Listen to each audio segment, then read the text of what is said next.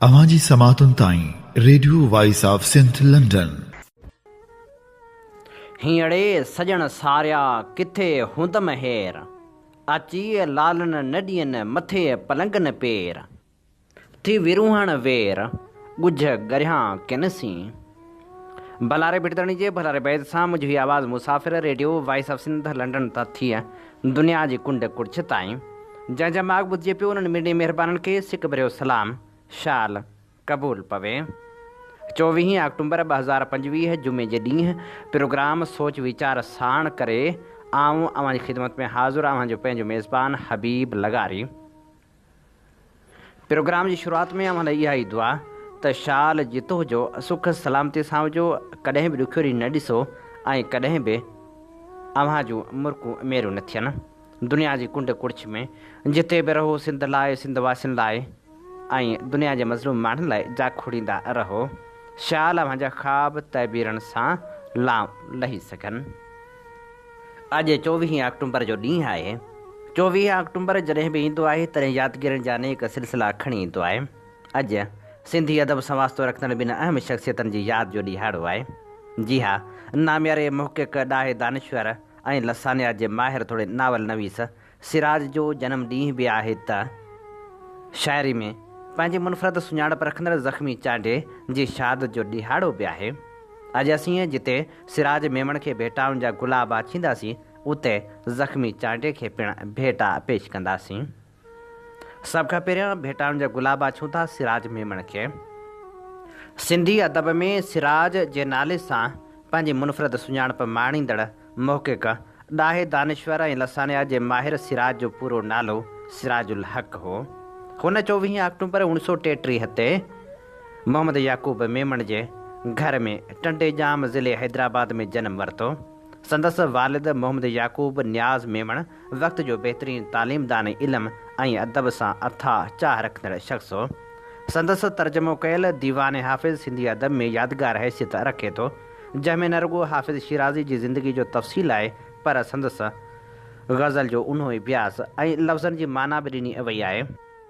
सिराज सिंधी अदब जी हिकु घण पासाई शख़्सियत रहियो। संदसि कहाणी जो पहिरियों मजमूओ 1961 में ए दर्द हलियाव जे नाले सां शाया थियो ऐं ॿियो मजमूओ अठो माण्हू 1985 में शाया थियो। जदीद सिंधी अदब में सिराज सभ खां वधीक तख़लीक़ी नावल लिखिया ऐं हीअ उहो पहिरियों सिंधी लेखक हो जंहिं 3 नावलनि ते ॿधल प्यासी धरती रमता बादल जे नाले सां सिंधी अदब जी पहिरीं ट्रियालाजी लिखी। सिराज सिंध जी तारीख़ खे अफ़सानवी अंदाज़ में पढ़ण जो शौक़ु पैदा कयो। जिन सिंध जी तारीख़ अॻु में कान पढ़ी हुई, तिन सिराज जा नावल पढ़ी पोइ सिंध जी तारीख़ में दिलचस्पी वरिती। सिराज जो पहिरियों जग मशहूरु नावल पड़ाॾो सोई सॾ 1979 में छपियो। हीउ नावल सिंध ते अरकुननि ऐं तुरखाननि जे कहरी दौर में तारीख़ खे अफ़सानवी अंदाज़ में पेश करे थो। संदसि ॿियो नावल मरण मूसी आ 1988 में छपियो। उनखां सवाइ मुंहिंजी दुनिया मिर्ग तरशना, मुंहिंजी दुनिया हेकल व्याकल, सबरंग सावल, तुंहिंजी दुनिया सबरंग सावल संदसि अहम नावल आहिनि, जिन जी बाद में ट्रियालाजी प्यासी धरती रमता बादल उनवान सां शाया थी। सिराज केतिरा ई ड्रामा बि लिखिया जिन वॾी मक़बूलियत माणी, जिन में अकबर जी हयाती जो हिकु ॾींहुं घातू घर न आया, जर में फोटो जीअं पोचा ॾिठम पेर, ढकणी मथे ढोल जा, तुंहिंजी तंद तंवार ऐं प्रोफेसर वग़ैरह शामिल आहिनि। तर्जुमे निगार जी हैसियत सां हुन चीन जे हारियुनि खे ज़मीन कीअं मिली, चूंड अमरीकी अफ़साना, ॾखण माथो सिज उभरे ऐं डॉक्टर SP छबलाणी जे किताब जो तर्जुमो सिंध जी इक़्तिसादी तारीख़ जा तर्जुमा कया। संदसि नावल ऐं अफ़साननि जा मजमूआ अफ़सानवी अदब में तमामु घणी अहमियत जा हामिल आहिनि। बावकार अदीब ऐं आलिम 2 फरवरी 2013 ते असुरवेल दिलि जे दौरे सबबु नेशनल मेडिकल सेंटर कराची में लाॾाणो करे वियो। खेसि 4 फरवरी ते गिज़री क़ब्रिस्तान डिफेंस कराची में मिटी माउ हवाले कयो वियो। सिराज खे शाइराणी भेटा पेश कंदे क़ौम परस्त अॻवान नवाज़ ख़ान ज़ौर लिखियो। सिंध जा अरड़ा सिराज तूं असां लाइ लाट आहीं, लाट जंहिंमें ज़िंदगी आहे इश्क जी का बंदगी आहे, बंदगी में सरकशी आहे, हर ग़ुलामी जे ॾमर सां वेड़ आहे लाज़वाल पुरजलाल। जंहिंमें उभरी थो अचे सिंध जो सारो जमाल। तूं सदियुनि जो को पड़ाॾो वेड़ जी का गूंज आहीं कूंज आहीं। जा उॾारूं थी भरे आज़ादगी जे आसमाने। जंहिंमें के उजरा तखियल चंड तारुनि जीअं ॿरी निखटनि निज़ारनि जीअं ॿरी थी पवनि तो लाए था दिलरुबा दिलकश खिराज। सिंध जा अरड़ा सिराज सिंध जा अरड़ा सिराज। सिराज खे भिटाम जा गुलाबा छींदे। सिराज ऐं सिंधी ॿोली बाबति नाम्यारे ॾाहे मोहम्मद इब्राहिम जोए लिखियो। जॾहिं का क़ौम पंहिंजी शख़्सियत खां बाख़बर थींदी आहे तॾहिं उनजो पहिरियों ध्यानु पंहिंजी तारीख़ ऐं पंहिंजी ॿोली ॾांहुं वेंदो आहे। असांजे अज़ीज़ दोस्त मोहतरम सिराज साहिब जो किताबु सिंधी ॿोली उन नोए जी हिकु अहम कोशिशि आहे। लाइक़ मुसनिफ़ हिन किताब में सिंधी ॿोली ते पंहिंजो मुतालियो पेश कयो आहे, जंहिंमां हुनजे जज़्बे ऐं हुनजी महिनत जो अंदाज़ो पढ़ंदड़ पाण लॻाए सघंदा। सिंधी ॿोली बाबति किन आम ऐं किन ख़ासि रायनि खे हिन किताब में रद्द कयो वियो आहे ऐं उन बाबति हिकु नओं नज़रियो पेश कयो वियो आहे। सिंधीअ लाइ अञा बि ईअं चवणु त उहा 11हीं या 12हीं ईस्वी सदी धारे पैदा थी। जदीद ॿोली विज्ञान जी रोशनी में हिकु निहायत कसी बेबुनियाद राय चई सघिजे थी। अरबी जो सिंधी ते असरु पिणु सिर्फ़ु हिन हद ताईं मञी सघिजे थो त ॿिन्ही ॿोलियुनि हिक ॿिए खां उधारा लफ़्ज़ वरिता आहिनि।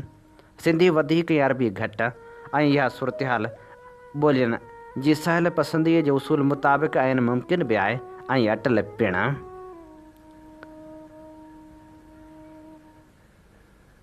उनखां वधीक ही चवणु त सिंधी खे हर्फ़ इल्लत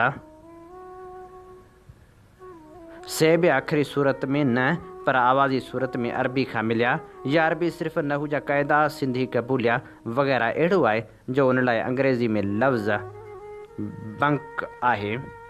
सोई कमु आणिजे त सूंहें सिंधी ॿोली लाइ क़ाइमु कयल अहिड़नि हथरादू मफ़रूज़नि खे सिराज साहिब पुख़्तनि दलीलनि सां रद्द कयो आहे।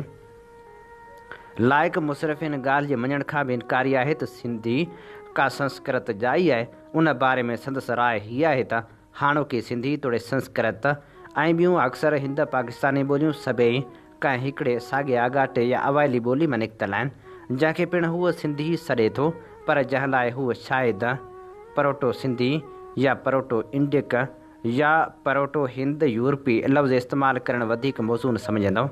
उन आगाटी ॿोली मुतालिक़ संदसि राय आहे त उहा असुलु हिते सिंधू माथिरी में ई पैदा थी ऐं सिंधू माथिरी जा माण्हू ई पोइ उनखे हिंद पाकिस्तान जे ॿियनि हिसनि ऐं उनखां ॿाहिरि ॿियनि ॿोलियुनि ॾांहुं पाण सां खणी विया, जिते उहा माहौल जी तब्दीली ऐं नयुनि ज़रूरतनि सबबि अलॻि अलॻि ॿोलियुनि जी सूरत इख़्तियार करे वई। बिल्कुलु अहिड़ी रीति जीअं कुझु पोइ वारी मंज़िल ते रोमन लोकनि जी लैटिन ॿोली मां अॻिते हली ख़ुदि उन मुल्क जे इटालियन ॿोली ऐं यूरोप जे ॿियनि मुल्कनि जूं ॿोलियूं अफुटी निकितियूं, जिन खे रोमांस टोले जूं ॿोलियूं चयो वञे थो। लाइक़ मुसनिफ़ उन आगाटी ॿोली जा तहरीरी निशान मुंहिंजे दड़े ऐं हड़पा जे मोहरनि में मौजूदु सम्झंदे उन्हनि मोहरनि खे पढ़ण जी कोशिशि कई आहे ऐं जेके पढ़णियूं हू क़ाइमु करे सघियो आहे तिन मां हू इहो नतीजो थो कढे त असांजी हाणोकी सिंधी ॿोली सीधी तरह उन आगाटी ॿोली जी उसिरियल ऐं तरक़ी याफ़्ता सूरत आहे। पंहिंजी ॿोली जो एॾो क़दीम एॾो अज़ीम असुलु मालूम करे हर सिंधी खे ख़ुशी थींदी ऐं उन ते असां मां हर को बजा तौरु फ़ख़्रु महसूसु करे सघे थो, छाकाणि त सिंधी जी अज़मत ऐं शान खां अलॻि असांजी का अज़मत असांजो शान कोन आहे।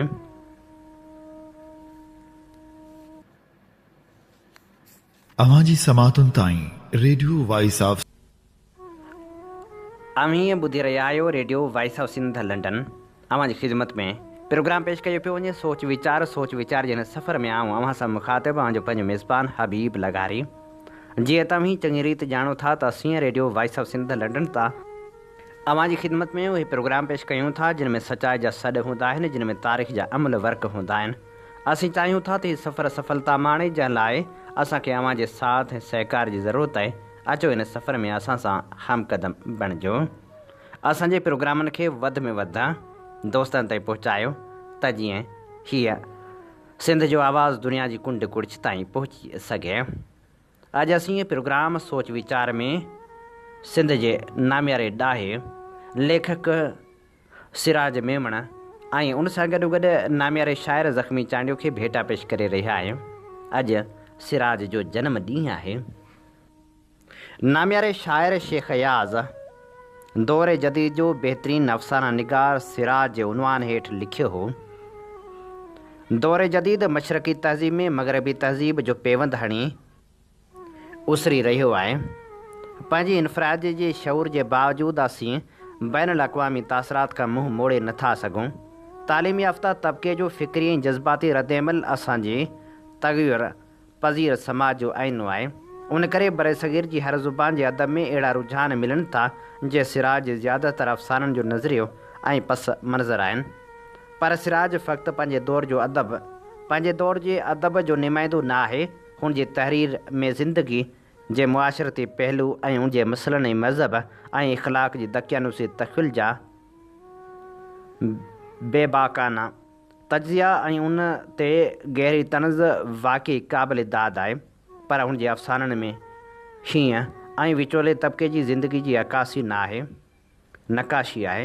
हुन जी निगारिश में न फ़क़्ति ज़िंदगी जी मुआशरती ऐं नफ़्सियाती पहलू जी हम आहंगी आहे, पर उनखे हुन जे फ़न हिकु मख़सूस रंग रूप ॾिनो आहे जो हुन जी तख़लीक़ जी इनफ़रादियत जो सबूत ॾिए थो। चंड गिरहण बुहणी ऊंदहि जो वण हुन जा अदबी शाहपारा आहिनि, जिन में अफ़साने जी बाकमाल अदायगी, मरकज़ी ख़्याल जी नुदरत, पस मंज़र जी हक़ीक़त आमेज़ी, ज़ुबान जी शीरीनी ऐं अल्फाज़ जी दिलकश तराश ख़राश उनखे दौर जदीद जे बहितरीन अफ़साना निगारनि जी सिफ़ में शामिल करे थी। सिराज सिंध जो बाशऊर अदीब आहे, जंहिंजी तहरीर में काफ़ी फ़नी ऐं फ़िक्री सलाहियतूं आहिनि। हुन जी हक़ीक़त पसंदि, रुमानियत आमीज़ तबियत पंहिंजी मंज़िल जी तलाश में आहे। मूंखे यकीन आहे त हुन जे मुस्तक़िल जुस्तजू पंहिंजी मंज़िल ॻोल्हे लहंदी ऐं कंहिं वक़्तु हू न फ़क़्ति सिंध जो पर बरसग़ीर जो मुनफ़रद अदीब तस्लीम कयो वेंदो। नामियारे लेखक अली अहमद बिरोही सिराज बाबति लिखियो हो, मूं पाकिस्तान ऐं हिलाल पाकिस्तान ॿिन्ही खे ईअं ॾिठो जीअं माण्हू चंड या सिज खे उभरंदे ॾिसंदा आहिनि। ॿिए वजूद में बि कंहिं ख़ासि नज़रिये मक़सद हेठि आया, पर अॻिते हली भटकंदे ॿिए पंहिंजी राह खां गुमराह थी मंज़िल गंवाए वेठा। कंहिंजो क़सूरु हुयो, कंहिं दगा दोलाब या गद्दारी कई, चई नथो सघिजे। मुल्क जी भञडाह करण वारो इल्ज़ाम फ़ौज तरफ़ां सियासतदाननि ते धरियो वियो। सियासी अॻुवाननि वरी फ़ौज, सरकारी अमलदारनि, वापारियुनि ऐं वॾेरनि ते ई ठिकर भॻो। साॻे रीति हिलाल पाकिस्तान जो भूंगो भींग करण लाइ गवर्नमेंट खे जवाबदार ॼातो थो वञे। हुकूमत वरी अख़बार जे एडिटरनि ऐं मैनेजरनि ते छो थे छंडिया। मतिलबु त हर हिकु पाण तां ज़िम्मेवारी लाहे ॿिए कंहिंजी गिची में ॻट थिए विधो। पर हिन हक़ीक़त खां कंहिं बि बनी बशर इनकार न थिए कयो त पाकिस्तान जो मिसकिन अवाम ऐं हिलाल पाकिस्तान जा मेहनती वर्कर मासूम ऐं मसलूम हुआ ऐं संदन बिगाड़ सां को वास्तो कोन हो। शख़्सी तौरु मुंहिंजी हिलाल पाकिस्तान सां शनासाई 1972 धारे थी, जॾहिं मार्च महीने जे पहिरें हफ़्ते में पीपल्स पार्टी पारां कराची में हिलाल पाकिस्तान खे जारी करण जो प्रोग्राम रथियो वियो। तजवीज़ खे अमली जामो पहिराइण लाइ सैयद कमरुज़्ज़मान शाह खे मदारुल मुहाम मुक़ररु कयो वियो। हुन खां अॻु हिलाल पाकिस्तान 1946 धारे हैदराबाद खां शुरू कई वई हुई ऐं ॻचे अरसे ताईं मुंशी अब्दुल शकूर वकील जी ज़ाती इमलाक रही। बाद में हिन अख़बार खे पीर ग़ुलाम रसूल शाह ऐं ग़ुलाम मुस्तफ़ा जतोई साहिब ॿिन्ही गॾिजी ख़रीद करे हैदराबाद खां जारी करण जो फ़ैसिलो कयो। पर सुतती पीपल्स पब्लिकेशन कमेटी वजूद में आई, जंहिंजे ज़ेर सारे हिलाल खे कराची खां जारी करण जो अमल शुरू कयो वियो। 15 मार्च 1972 सैयद कमरुज़्ज़मान शाह सिंधी मुस्लिम सोसाइटी में मुंहिंजे घर आयो ऐं पंहिंजी ताज़ी ज़िम्मेवारी जो अहवालु ओरींदे आछ कयाईं त हिलाल पाकिस्तान कराची खां जारी करण जो प्रोग्राम ज़ेर अमल आहे, जंहिंजे एडिटर लाइ अव्हां जो इंतख़ाब कयो वियो आहे। पहिरियों त सम्झमि त शायदि चर्चो थो करे, छाकाणि त पीपल्स पार्टीअ जी महिरबानी सां 3 ॾींहं अॻु आउं सरकारी नौकरी खां 1400 वारी लिस्ट में मौक़ूफ़ कयो वियो हुअसि। पर शाह साहिब गंभीर थी चयो त मूं हर तरफ़ खां लाइन क्लियर करे वरिती आहे ऐं यार तूं हाणे वांदो बि वेठो आहीं। अची हिलाल पाकिस्तान में क़िस्मत आज़मा। आछ बराबरि सणभी ऐं सुहाईंदी हुई, पर मूं लाइ बेवक़्ती ऐं अणमुदाइती हुई। आउं पीपल्स पार्टी जे मंतक़ ते हैरान हुयसि। हिकु हथ ते रोज़गार खां निरई निराश कयो हुआऊं ऐं वरी ॿिए तरफ़ संदन पार्टीअ जी अख़बार जो चीफ मुक़ररु कयाऊं, यानी लठ ऐं चिठ जो साॻे वक़्तु इस्तेमालु मुंहिंजी सम्झ खां ॿाहिरि हुयो। मूं हथ ॿधी माफ़ी वरिती त साईं, इदत लाइ बि 4 महीना 10 ॾींहं जी मुदत थींदी आहे। कुझु मोहलत मिले त पोइ सोच वीचार कयो वेंदो। पोइ शाह साहिबु चयो त भला अहिड़नि साफ़ियुनि जा नाला ॿुधायो जे हिलाल लाइ मुनासिबु साबित थियनि। मूं खेसि एडिटरी लाइ सिराजुल हक़ मेमण ऐं मैनेजरी लाइ नासिर बिरोही जा नाला ॻणगोत करे ॿुधाया। शाह साहिब खे ॿई नाला पसंदि पिया ऐं हिलाल जी शुरूआति ॿिन्ही जे सहारे कयाई। हीअ ॿी ॻाल्हि आहे त कुझु इख़्तिलाफ़नि सबबि नासिर बिरोही अख़बार खां अलॻि थी वियो। सिराज साहिब न फ़क़्ति अख़बार खे चिमकायो पर संदसि साख ऐं सर्कुलेशन ॿिन्ही खे 4 चंड लॻाए छॾियई। सिराज बाबति तरक़ी पसंद अदीब, कहाणीकार ऐं सोशलिस्ट अॻवान कामरेड सोभे ज्ञानचंदाणी लिखियो। सिराजुल हक़ मेमण वॾे पाए जो अदीब हो। हुन जेके बि नावल लिखिया उहे सिंधी अदब जो वॾो सरमायो आहिनि। हुन केतिरनि ई काराइतनि किताबनि जो सिंधी में तर्जुमो करे सिंधी अदब खे घणो मालामाल कयो। कहाणी जे मैदान में पिणु सिराज जो मक़ाम तमामु घणो मथां आहे। ईअं जीअं जमाल अबड़े जी कहाणी पीराणी असांजे अदब जे क्लासिक में शुमार कई वेंदी आहे, ईअं ई सिराज जी कहाणी ॿोहणी खे बि साॻियो ई दर्जो ॾेई सघिजे थो। सिंध जी तारीख़ी नावलनि में सोलो करे फिक्शन में ॾेई हुन सिंध जे अध पढ़ियल माण्हुनि खे तारीख़ी शऊर सां रोशनास करायो। हुन जूं साफ़ती दुनिया में पिणु ख़िदमतूं विसारण जहिड़ियूं न आहिनि। 1970 वारे ॾहाके में हिलाले पाकिस्तान जे हवाले सां सिंधी सहाफ़त में मां सिराज जो ॾहाको शुमार कंदो आहियां ऐं उन समूरे अरसे में हुन सिंध में जेका रोशन ख़्याली जी लहर पखेड़ी, असां अॼु सूदो उन जो ई खटियो खाई रहिया आहियूं। हींअर पाकिस्तान जे सभिनी ॿोलियुनि जी भेट में सिंध में साफ़ती सुजागी जूं पाड़ूं जेके वधीक मज़बूत नज़र अचनि थियूं, उनजो सॼो सारो क्रेडिट सिराज ॾांहुं ई वञे थो ऐं हुनजे तुफ़ैली उहा जीअं पोइ तीअं वधीक तरक़ी कंदी नज़र अचे थी। सिंधी ॿोली बाबति सिराज जेको सिंधी ॿोली नाले सां किताबु लिखियो, उनखे मां मिसाली इन करे चवंदो आहियां जो उनखां अॻु में अहिड़ो हक़ीक़त पसंदि थी कंहिं बि मुहक़िक़ तहक़ीक़ न कई हुई। उनजो इतराफ़ अॼु हर बाशऊर ऐं रोशन ख़्याल माण्हू सां गॾु मुहक़िक़ पिणु करे रहिया आहिनि। उन सिलसिले में जेको बि मुहक़िक़ कलम खणे थो उहो सिराज जी तहक़ीक़ मां इस्तफ़ादो ज़रूरु हासिलु करे थो। हुन सिंध जी इल्मी ऐं अदबी मैदान में भरपूर नमूने सां पंहिंजो नालो कमायो। मुंहिंजी उन सां संगत अधु सदी ताईं रही। जॾहिं मां साल 1953 में कराची यूनिवर्सिटी में MA लॉ में दाख़िला वरिती त उन वक़्तु सिराज मोहम्मद इब्राहिम जोयो जी सरबराही हेठि सिंधी अदबी बोर्ड जे असिस्टेंट सेक्रेटरी तौरु पंहिंजा फ़र्ज़ निभाए रहियो हो। सिराज कुझु अरसो सियासी तहरीकनि में बि रहियो। मूंखे यादि थो अचे त हू सिंधी अदबी संघ जे जलसनि में पिणु शरीक थींदो रहंदो हो। मुंहिंजो हुन सां तमामु घणियूं मुलाक़ातूं थियूं जिन जूं केतिरियूं सारवणियूं आहिनि जेके अॼु सिराज खे यादि कंदे मुंहिंजे ज़हन में गर्दिश करे रहियूं आहिनि, जेके कॾहिं तफ़सील सां कंहिं मज़मून में सारबियूं। हिकु भेरे सिराज बीमार थी पियो हो त मां उनजे घर वञी संदसि अयादत कई हुई। हिकु दफ़ो वरी हिंदुस्तान खां जॾहिं हिते सिंधी अदीब आया हुआ त मां उन्हनि खे सिराज सां मिलाइण लाइ हुनजे घर वठी वियोसि। सिराज जी सकाफ़ती मागनि में पिणु गहरी दिलचस्पी हूंदी हुई ऐं मूंसां जॾहिं बि मिलंदो हो त अक्सर करे अॻु में मुंहिंजे दड़े जी सलामती बाबति पुछंदो हो। 1990 जे ॾहाके जी अधु धारा सिंधी अदबी संगत मर्कज़ पारां मंठार सोलंगी ऐं अदल सुमरे जे कोशिशनि सां मूंसां जनाबाग लाड़काणे में जेका सिंध सतह ते रिहाण रचाई वई हुई, उन मौक़े ते सिराज जेको जागो अख़बार में मूंखे वॾो मान ॾींदे कालम लिखियो, उहो अॼु बि मुंहिंजे अखियुनि अॻियां गुज़रंदो आहे त मां पंहिंजा लुड़क रोके न सघंदो आहियां। हुनजो विछोड़ो मूं लाइ हिन उमिरि में वॾे सदमे जो बाहिस बणियो आहे ऐं हुनजे वञण वारे नुक़सान जी तलाफ़ी नामुमकिन आहे। सिंधी ॿोली जी नामियारी लेखिका महताब महबूब लिखियो। सिंधी ॿोली उनजी तारीख़, तहज़ीब ऐं सकाफ़त सां बेइंतहा लगाव ऐं जज़्बाती वाबस्तगी रखंदड़ सिराजुल हक़ मेमण अदीब, साफ़ी, कानूनदान, दानिश्वर, मुहक़िक़, मुतरजम, नक़ाद ऐं ॿोली जो पारखू हुअण जे हवाले सां त वॾो नालो आहे, पर हिकु इंसान जे हवाले सां पिणु हूअ बहितरीन इंसान हो जंहिंजी शाहिदी हुन जूं कुल काविशूं आहिनि जेके हुनजी दिलि ऐं रूह जे जे सचाइनि खे पढ़ंदड़ जे साम्हूं आणनि थियूं। इहा मुंहिंजी बदकिस्मती जो हुन इल्म जे भंडार इंसान सां हिकु अधु अदबी ख़त जे लिखपढ़ खां सवाइ मुंहिंजी कॾहिं बि का रूबरू मुलाक़ात या ॻाल्हि ॿोल्हि न थी सघे।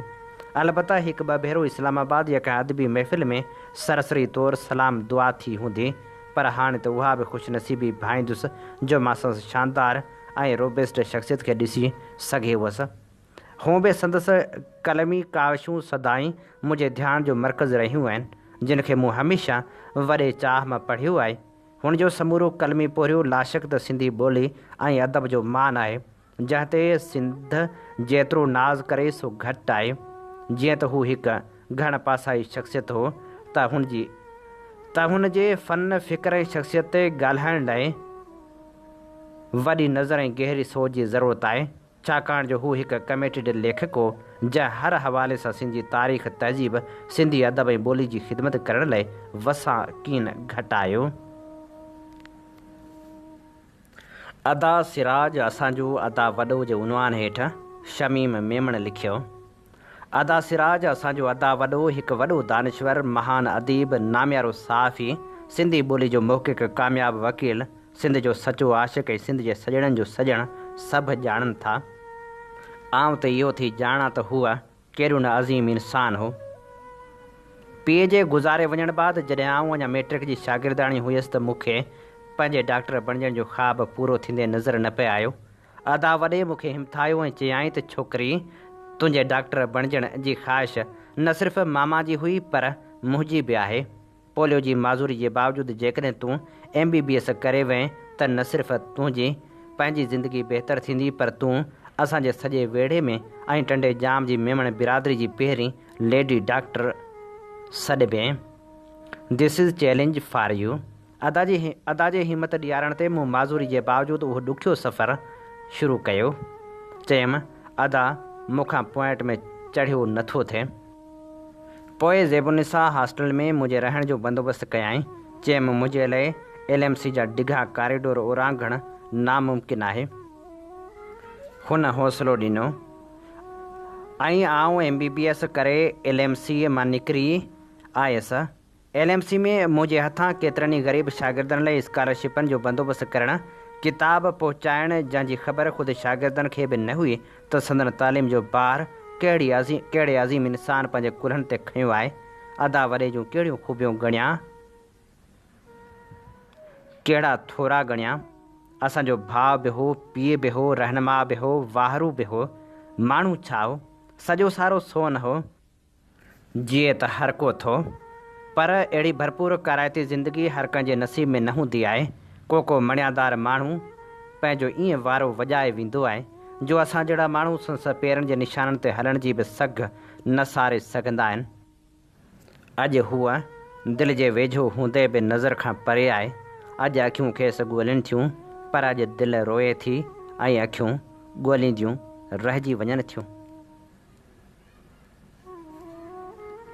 अवांजी समातुनि ताईं radio voice of Sindh London. हीअं ॿुधी रहिया आहियो radio voice of Sindh London.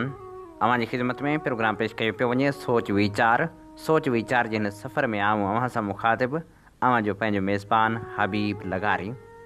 जीअं त हीअं ॼाणो था त अॼु नामियारे लेखक सिराज जी सालगिरह मल्हाई पई वञे त ज़ख़्मी चांडियो जी शहादत जो ॾिहाड़ो पिणु अॼु ई आहे।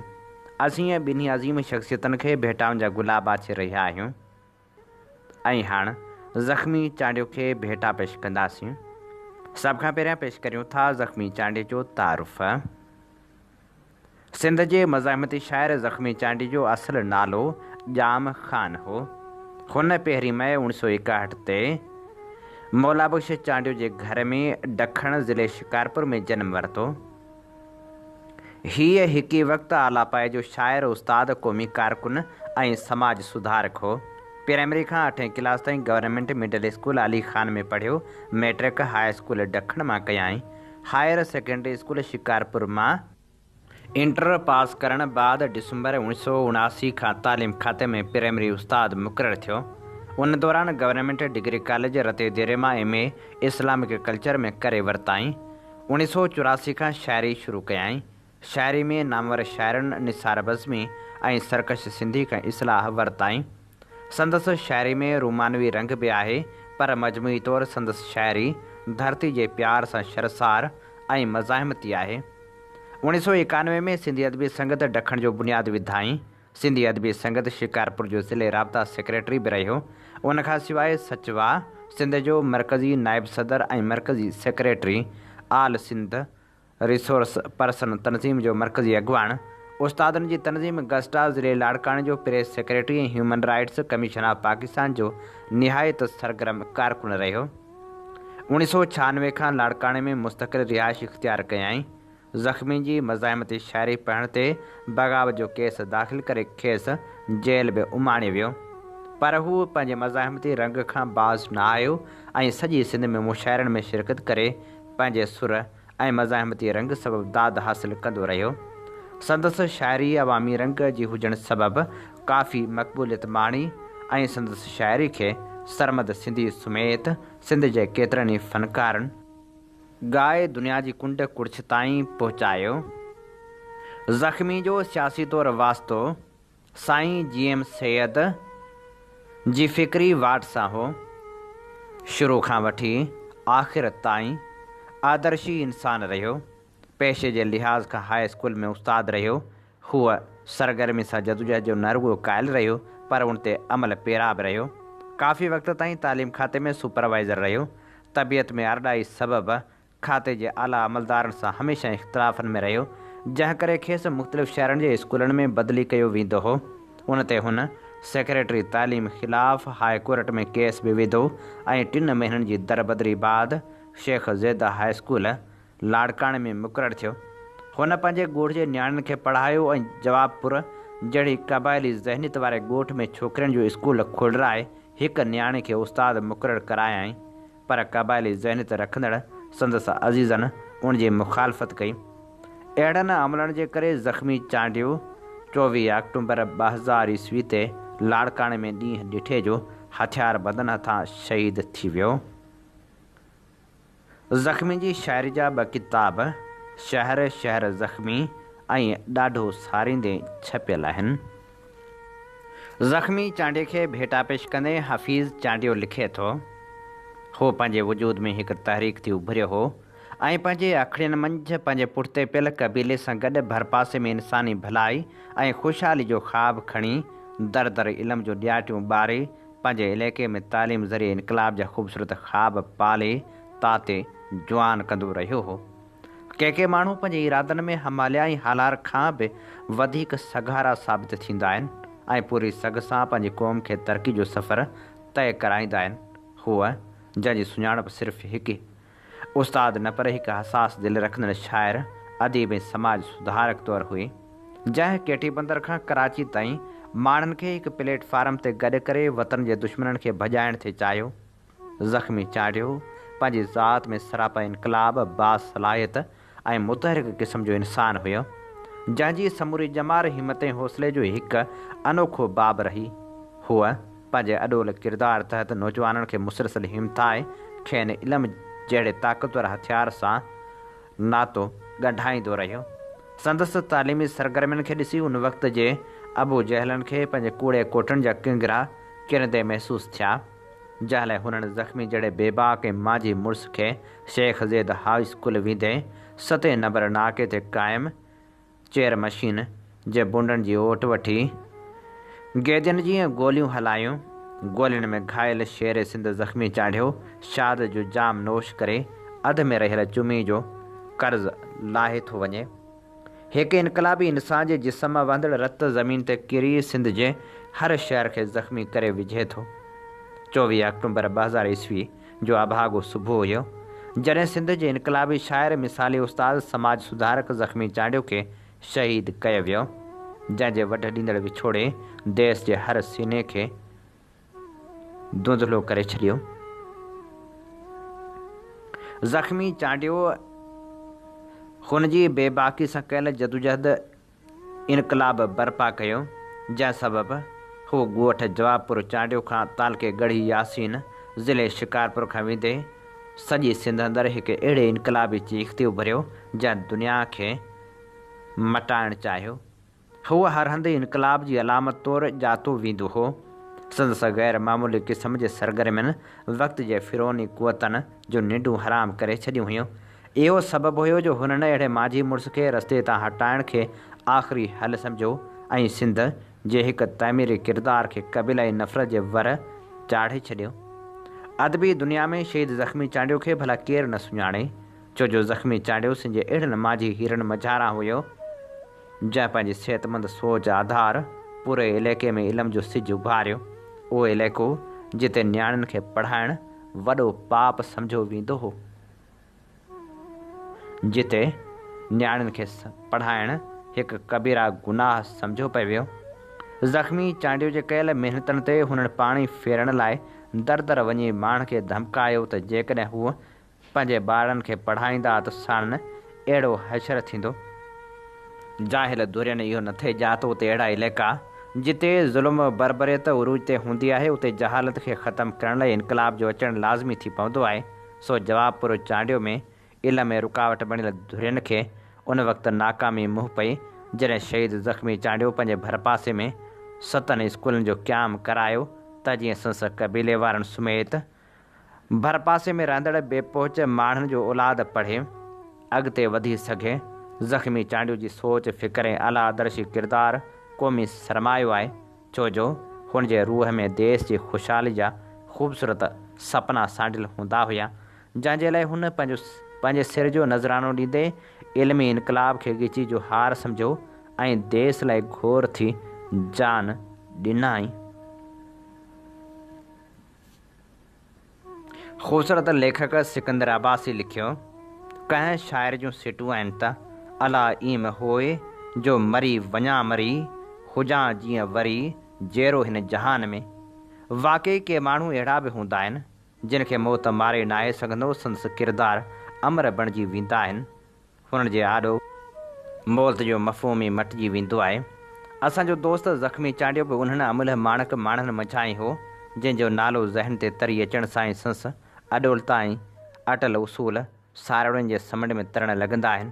ज़ख़्मी चांडियो जी शाइरी खे अलिफ़ खां ये ताईं पढ़ी ॾिसिजे त उन्हनि जज़्बनि में जिते जबलनि जहिड़ी सख़्ती ऐं पंहिंजे मक़सद ताईं इंच बि न सुरण जी सलाहियत ऐं सघ मिलंदी त उते पशम खां वधीक नाज़ुक ऐं नफ़ीस कमरा अहसास बि अखियूं महिटींदे उथंदे नज़र ईंदा। ज़ख़्मी चांडियो रिण में टिड़ियल राबेल मिसल हुयो, जेको जंहिं महफ़िल जंहिं मेड़ जंहिं कचहरी में कही वेंदो हो त माहौल खे महकाए छॾींदो हो। संदसि ख़्यालनि में धरती जो दर्द लिया पाईंदे नज़र ईंदो हो। संदसि शेरनि जी शबनम जहिड़ी शगुफ़्तगी हूंदी हुई, उहा शबनम जेका बाख फूटी जो गुलनि जे कोमल पतियुनि ते रक़्स कंदी आहे। संदसि शाइरी वहंदड़ पाणी जो उहिञाण आहे, उहो वहंदड़ पाणी जेको पंहिंजो रस्तो पाण ठाहींदो आहे, जहां को बि बंदि जटाव नाहे करे सघंदो। प्यार सां पंहिंजायो आहे बाक़ी सभु अजायो आहे, जन्नत जहिड़ो देश असांजो सभिनी जो सरमायो आहे। ज़ख़्मी चांडियो अहिड़ो सरजणहार हो जेको कंहिं बि किरदार जे अखियुनि रस्ते हुनजे रूह में लही वञे ऐं उहो इज़हार उन किरदार जे वस में न हूंदो आहे। अदब जेको अंदर जी साइंस आहे, जेकॾहिं अदब न हुजे त असांखे पतो कीअं पवे त को तबसुम मजलसी बि थींदो आहे ऐं चमकंदड़ चहिरनि जे पोयां बेइंतहा ऊंदाहियूं बि हूंदियूं आहिनि। ज़ख़्मी चांडियो सिंधी अदब में मज़ाहमती शाइरी जी शहरग मिसल हो। संदसि शाइरी में जिते बग़ाव जो बारूद समायल आहे, संदसि शाइरी में जिते पहाड़नि जहिड़ी पुख़्तगी आहे, संदसि शाइरी में जिते महबूब जहिड़ियूं अदाऊं बि आहिनि, उते संदसि शाइरी में मोहबत जा माग फुड़ा बि आहिनि त प्यार जा पोपट मै रक़्सम बि आहिनि, जिन जो सूफ़ी रक़्स रुठल रूह खे रिझाए वठंदो आहे। शल कोई सम्झी सघे हिकिड़ो ई अलाह माण्हू मंझि रहे पियो। अॼु जेतोणीक ज़ख़्मी चांडियो जिस्मानी तौर ते हिन दुनिया हिन माहौल में मौजूदु न आहे, पर संदसि सदा हयात ख़्याल अॼु बि ककरनि जियां अदब जे आसमान ते विखरियल आहिनि।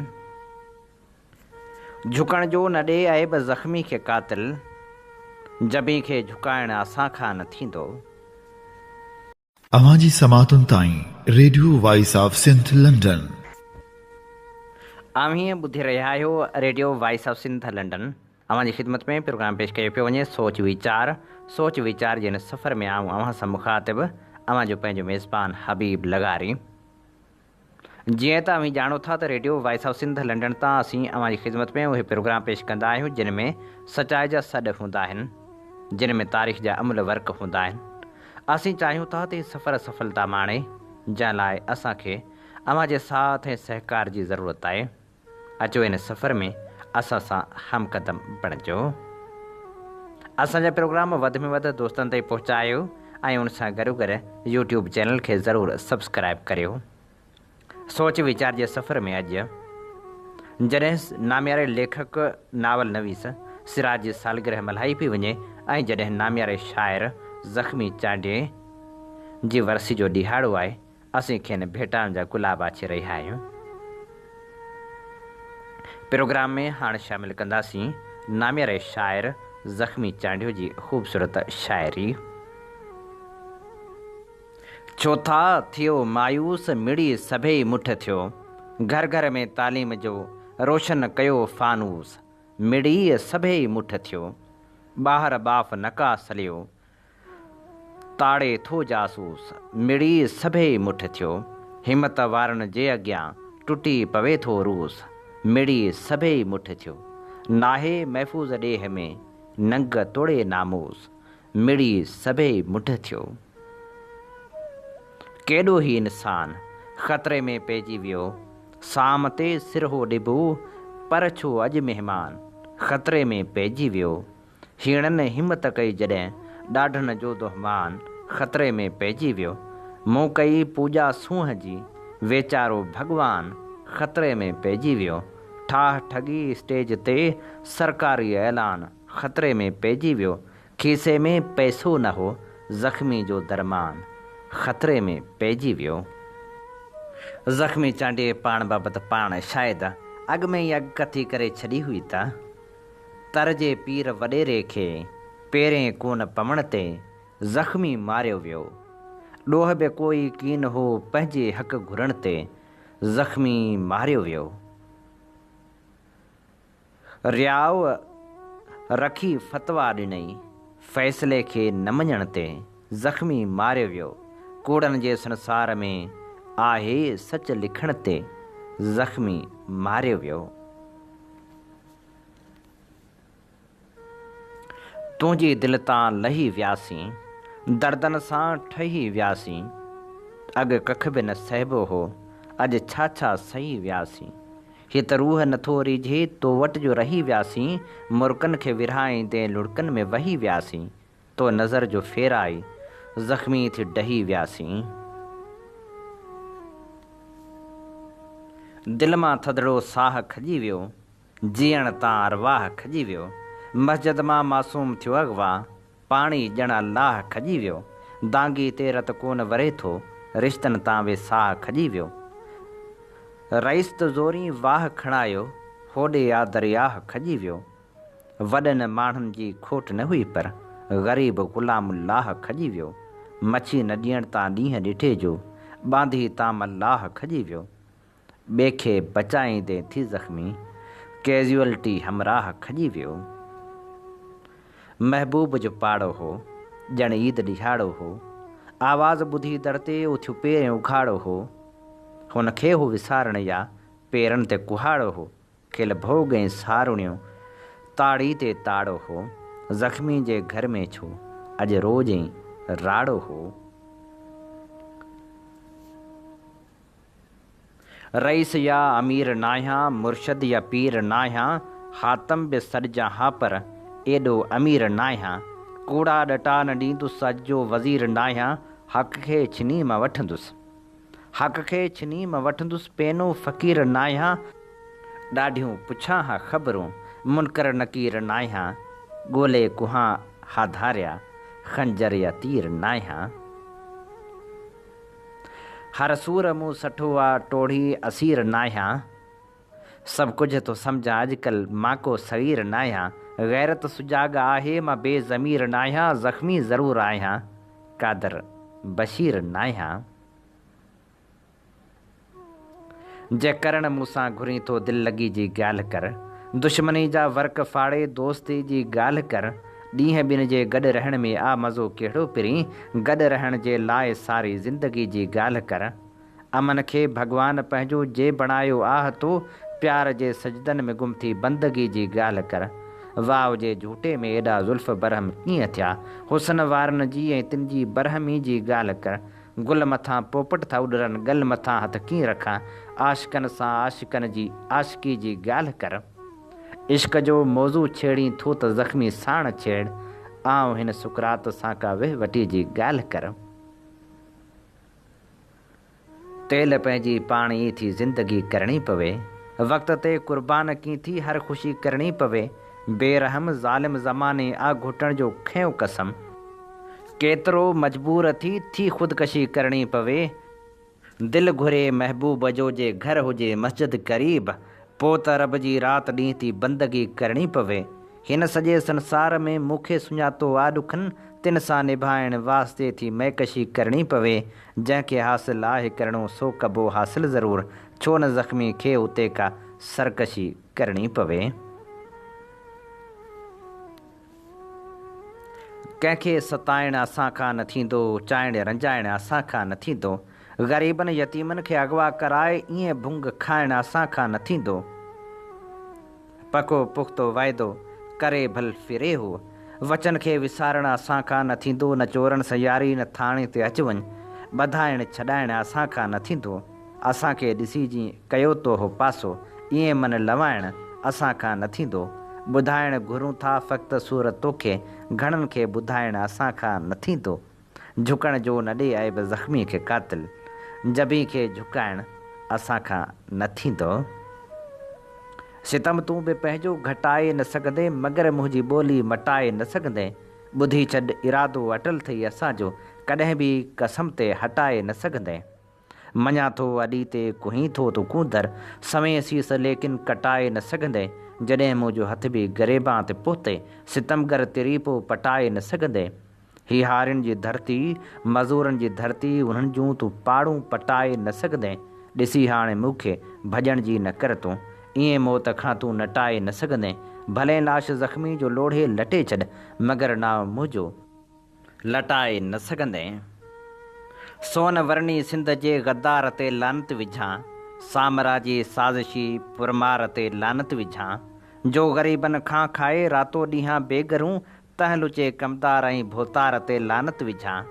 दोस्ती जी ओट में थी दुश्मनी जंहिंखां मिले, कूड़ दोखेबाज़ अहिड़े यार ते लानत विझां।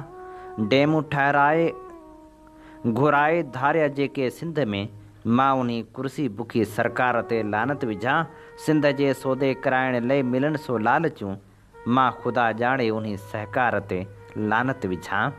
जंहिं वहायो खून नाहक अशरफुल इंसान जो, मां बुरे ॾाइण उन्ही हथियार ते लानत विझां। जो फुरूं अगवा कराए भुंग मां पतियूं वठे, तंहिं वॾेरे पीर थाणेदार ते लानत विझां। राति खे जो ॾींहुं चए ऐं शींहं खे कोठे गिदड़, मां उन्ही मरदूद ऐं मुर्दार ते लानत विझां। जो हीरोअन चरस भंग थो वापराए देस में, तंहिं वापारी ऐं संदसि वापार ते लानत विझां। सच वॾो आहे ॾुहारी पोइ बि ज़ख़्मी चवंदो रहे, जो चिड़ी ॾे गार तंहिं मां गार ते लानत विझां। हीअ असीं अव्हां जी ख़िदमत में पेश करे रहिया हुआसीं ज़ख़्मी चांडियो जी ख़ूबसूरत शाइरी। इन ते ई प्रोग्राम सोच वीचार जो वक़्तु पुॼाणी ते पहुचे थो। पंहिंजे मेज़बान हबीब लगारी खे इन साॻी दुआ सां ॾींदा इजाज़त।